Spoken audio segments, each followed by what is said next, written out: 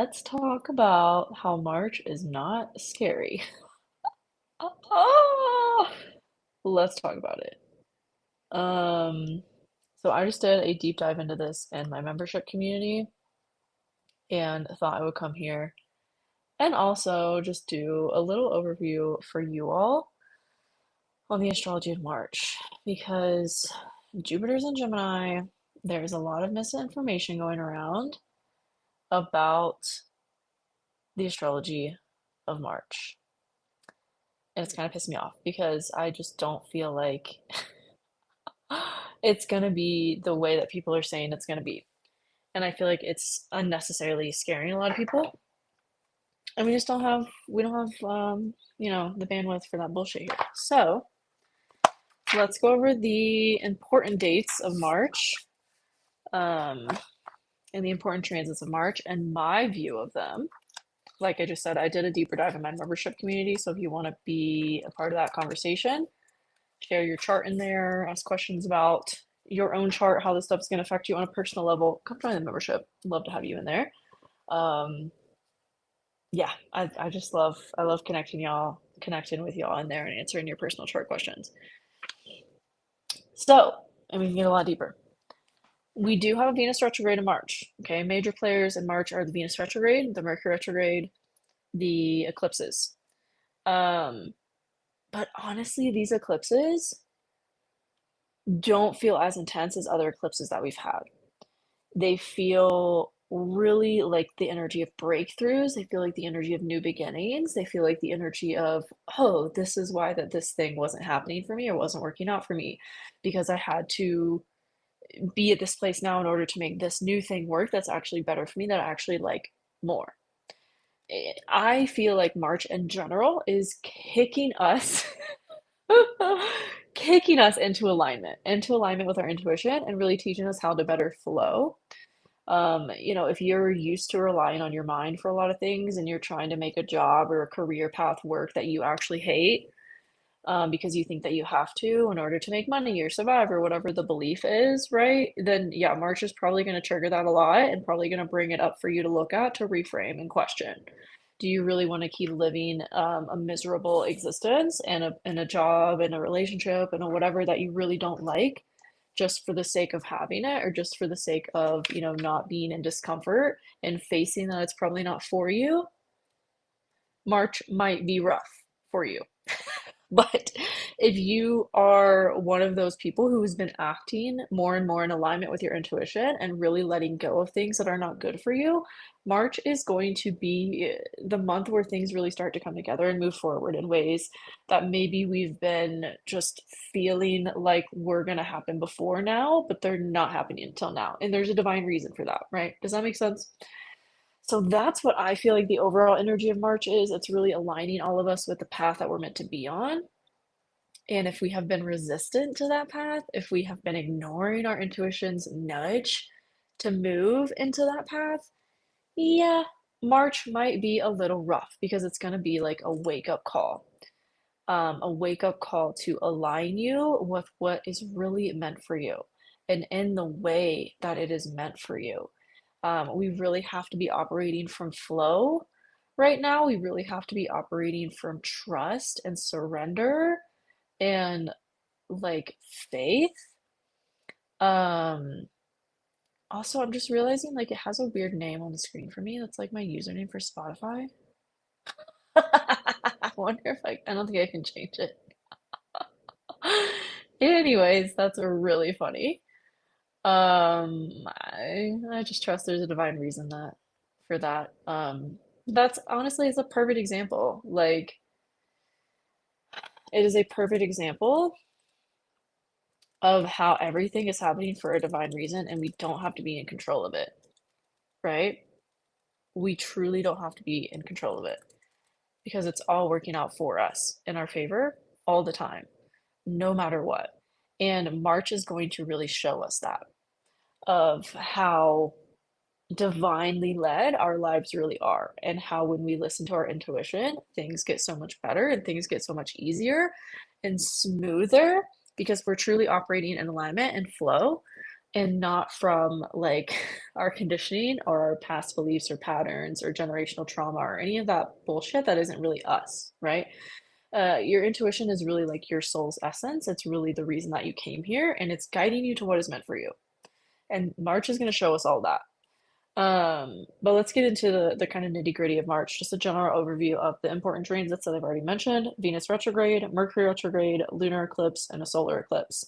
We also have Mars direct now, which I'm so excited about. It just went direct like an hour ago.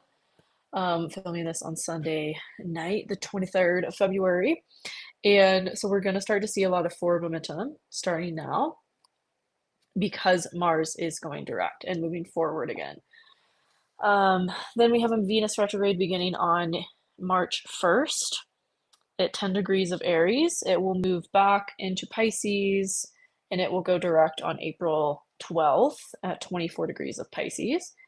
Then we have a Mercury retrograde that will be happening in the same space of Aries and Pisces, which to me is very serendipitous and very synchronistic because those of you that have placements here at Pisces or Aries, or both, like are really going to feel this the most. All of the placements you have in Pisces or Aries are going to be amplified over the next like month. I would even argue like 2 months. Over the next 2 months, the placements you have at early degrees Aries or late degrees Pisces are really going to be amplified by these retrogrades and by other transits we have going on, like the North Node and Saturn are going to be conjunct around the same time that the retrogrades end in April. And for the first 2 weeks of April, there's going to be a lot of forward momentum in that area of your life. So wherever you have Pisces and wherever you have Aries as well is getting like a major, major, major focus as a collective for all of us, but especially if you have any personal planets in late degrees of Pisces or early degrees of Aries. And if you want help reading the transits and understanding how to look at this on an individual level for yourself, that is something I teach in my Become an Astrologer course. Someone says, "Yikes, my Venus is in Pisces." Return of old lovers. It could be. It depends on your Venus and the rest of your chart as well. Depends on what degrees Pisces your Venus is in, and then like I said, it depends on the rest of your chart too. So what house it's in. Um, it could maybe be, but I mean, I have everyone blocked. So I that's not the type of general astrology that I like preach or that I teach. Because Venus rules many things, not just relationships. It also rules our self-worth, our values, our money as well. So all of those kinds of things are getting a reevaluation. And I think, and I talked about this in the membership, the class I did on this, the deeper class I did on this in my membership recently, that we're going to really see people rejecting dating apps during this time and really like vowing to meet more people in person. I think that's a big collective shift that's going to come from this Venus retrograde and the fact that Mercury is there too. It's like, okay, we're changing the way that we're communicating with each other. We're changing the way that we're like choosing to align with people in relationships, right? So I think there's really going to be this mass movement away from dating apps, away from like what we've gotten really comfortable with because of the lockdowns and everything. And we're gonna start to get out of our comfort zone in new ways. And a big new beginning is coming from this in terms of dating in general. Um, yeah, I know I don't let old lovers come back, so I feel like that's a very general pop astrology way to look at retrogrades, especially Venus and Mercury retrogrades, which yeah, it can happen, but it depends on your chart. Um, it depends on more stuff than that. I've historically met new people during retrogrades because I will personally I'm a person who really like if you fuck me over, like I'm a Taurus, like if you fuck me over, we're done. So there's no room for old people to come back. But anyways, so that's how I see these, these two retrogrades, Mercury and Venus, affecting us on a collective mass scale is this really big shift in how we're approaching dating and romantic relationships in general. I also think it's going to apply to money. I think we're going to see a really big shift in like the job market and careers and people really choosing to start businesses or do things that are more aligned with their values when it comes to how they make money. We're going to see a lot of massive new beginnings that are aligned with people's true soul calling, people's true dreams and passions that they have for themselves and their lives, especially when Mars goes back into Leo. Like, I just think we're going to see a lot of massive shifts into new things this year, and it's starting in March. Um, did I talk about the Mercury retrograde? Yeah, I don't think I did. It starts on March 15th. So we have Venus retrograde starting on March 1st. We have the lunar eclipse in Virgo happening on March 13th. And then we have Mercury retrograde, Mercury stationing retrograde literally 24 hours after the lunar eclipse. It stations retrograde at 9 degrees of Aries. And then it will move back into Pisces. It will station direct at 26 degrees of Pisces on April 7th. Then we have like I said, lunar eclipse on March 13th at 23 degrees of Virgo, and Saturn will be a part of this as well because Saturn's in Pisces. It will be on the sun at the time of this lunar eclipse. But how I see that is like this really big make or break moment of, okay, am I gonna rely on the job that I hate for money, or am I gonna listen to my intuition and start an Etsy shop? Like, that's how I see this lunar eclipse happening on a mass scale. Obviously, it's going to depend, like I said, on what's going on in your chart for how it's going to affect you personally on an individual level. But on a mass scale, I see this really being a make or break for people in terms of like, okay, you're going to continue to rely on the mind and making something work that's not working, which is like the definition of insanity. Like, how much are you going to do the same thing over and over before you realize it's not working? um and it's sucking your soul out of your body. Like, how much longer are you going to try and force that to work versus listening to your intuition and doing the thing that's maybe uncomfortable, scary, that you've maybe never done before, but it's what your intuition has been telling you to do. And are you going to move in that direction? Because that's really the overall energy and season of life we're in as a collective, with the North Node being in Pisces and the South Node being in Virgo, and the lunar eclipses amplify that energy. Because the lunar eclipse is a full moon, so it involves both nodes, right? So it is an amplification and intensity of the collective season that we're in. Um, so yeah, and if you have anything around late degrees of Virgo, earth signs, or mutable signs, those are going to be brought into this as well, and going to be a part of it for you as well. Then those are like the most important dates of March. We have a solar eclipse on the 29th of March and 9 degrees of Aries, which I just think it's so synchronistic. I talked about this in the class I just did on this stuff in my membership. I went deeper into the transits of March and everything and how to apply it to your chart. But I just think it's so synchronistic that everything that's happening in Aries in March is happening around like 9, 10 degrees of Aries. So those of you that, like myself, share placements at 9 or 10 degrees of Aries, those are going to be major players at this time for you. And also, like I said earlier, anything that you have at late degrees of Pisces is going to be a major player as well. And then if you have anything that it's touching, like in cardinal signs, mutable signs, fire signs, or water signs that these transits are touching, those are going to be brought into it as well. And this is how it gets a little complex when we break it down for your individual chart. But yeah, in general, the solar eclipse in Aries feels like a big new beginning. It feels like everything that has happened in March has realigned to get us to this point to really kickstart us in a new direction.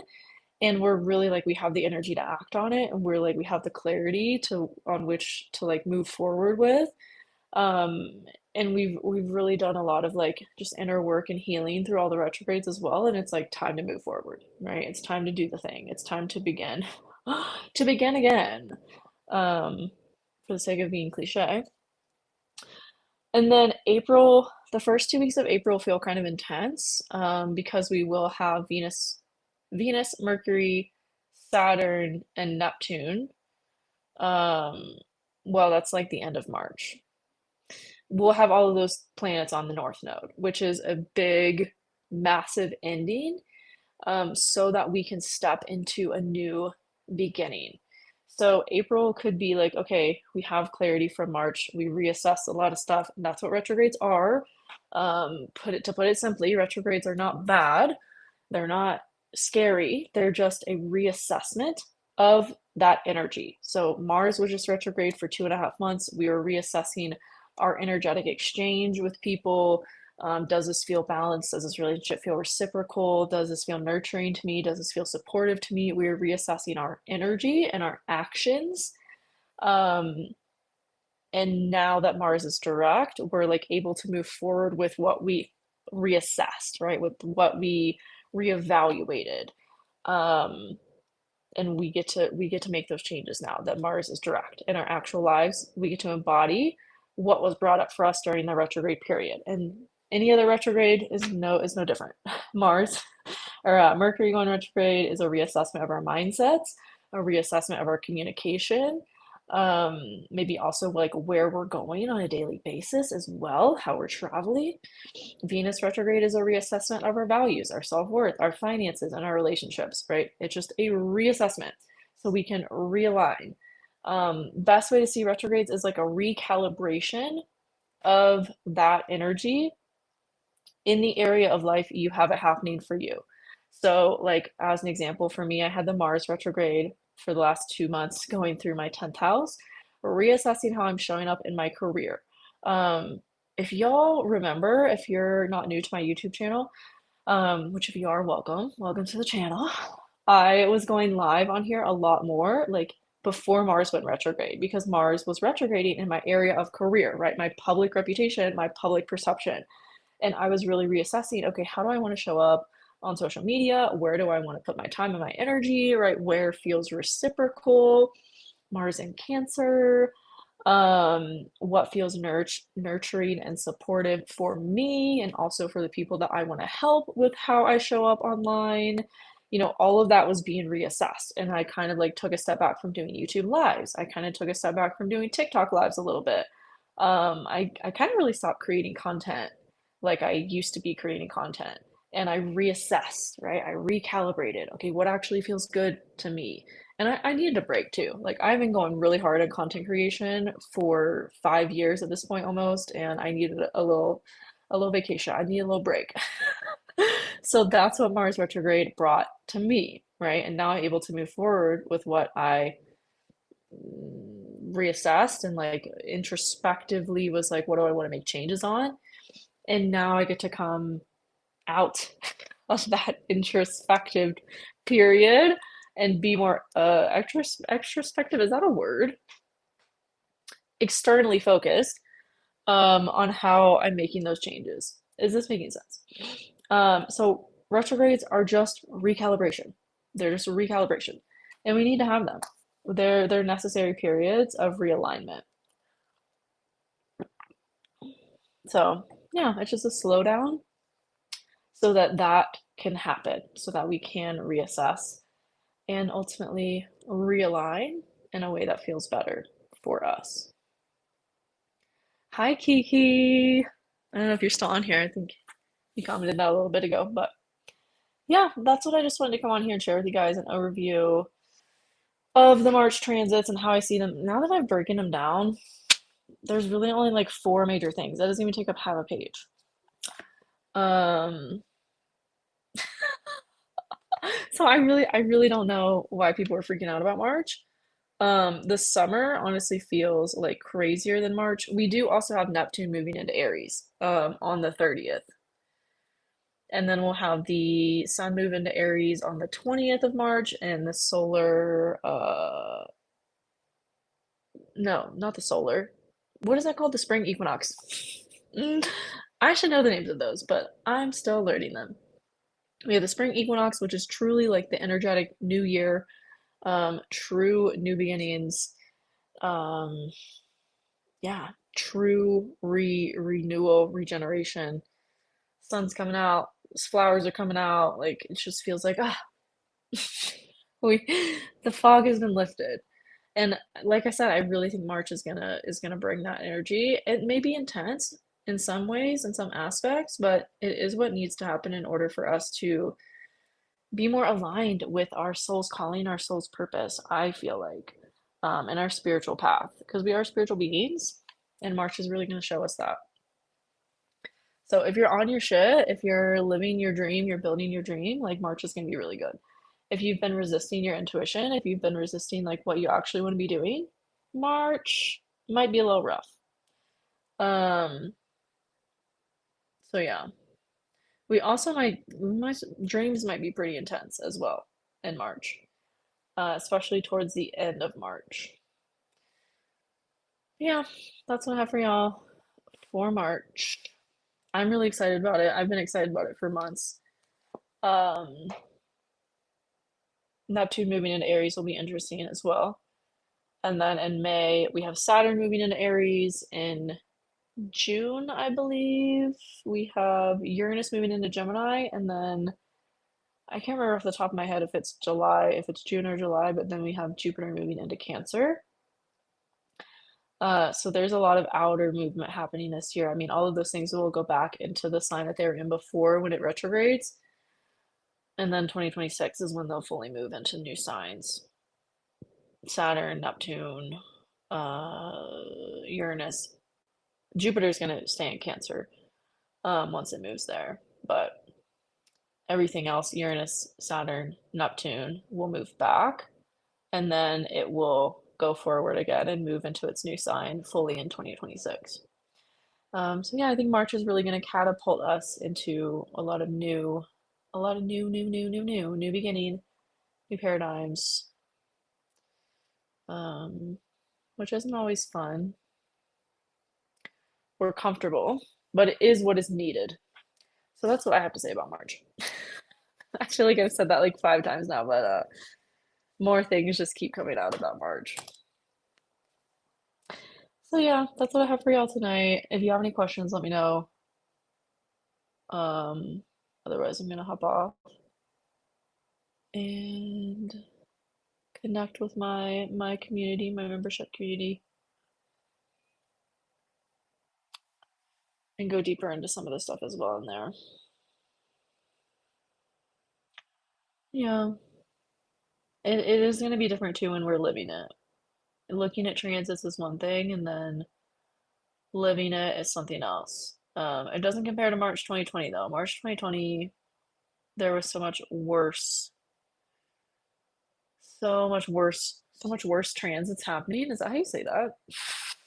Oh, like we had Saturn on Pluto with South Node. We had, I think we had a square between Saturn and Uranus, which is not fun.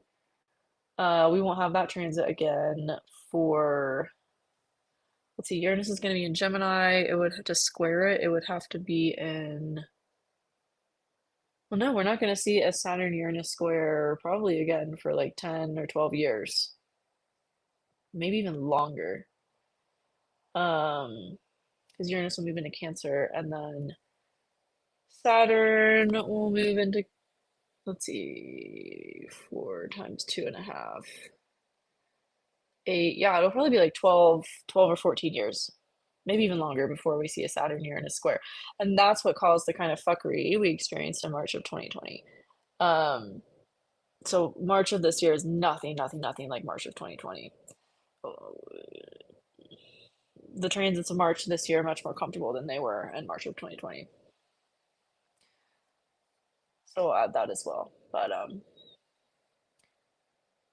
Danielle says, thank goodness. Yeah, we'll never experience that again. Um, that was that was some crazy, Saturn on Pluto only happens once every 30 years. And then for it to also line up with a Saturn square to Uranus, like it's just so rare. Um, which I didn't really know how to read the transits back then, but now today, obviously I know how to read the transits, and I look back on those transits and I'm like, whew, good God, no wonder like all that shit happened in March of 2020. Like the signs are there, but no, this March feels a lot. It feels a lot more positive overall as well. So yeah,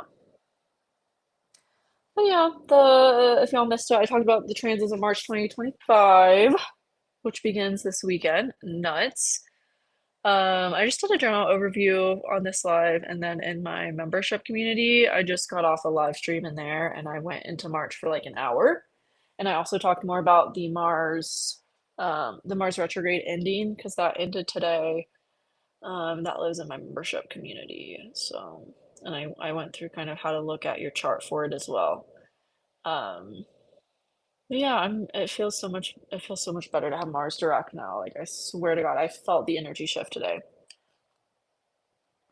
And the last week of it has been so rough. Like I really feel like this last week of the Mars retrograde was the most brutal of it all. Um, so I'm really stoked that Mars is direct now. And yeah, it all makes sense. It all adds up.